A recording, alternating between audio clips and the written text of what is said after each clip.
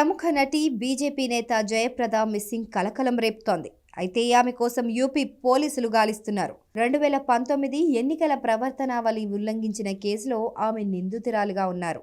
విచారణకు హాజరు కావాలని కోర్టు పలుమార్లు జయప్రదను ఆదేశించింది. అయినా కోర్టుకు హాజరు కాకపోవడంతో ఆమెపై నాన్ బెయిలబుల్ వారెంట్ ఇష్యూ అయింది. జనవరి 10న కోర్టులో హాజరుపరచాలని పోలీసులను న్యాయస్థానం ఆదేశించింది.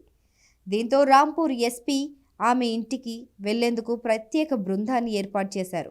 ఏప్రిల్ 19, 2019న జయప్రద ఎన్నికల నిబంధనలను ఉల్లంఘిస్తూ యూపీలోని ఓ ప్రాంతంలో రోడ్డును ప్రారంభించారు.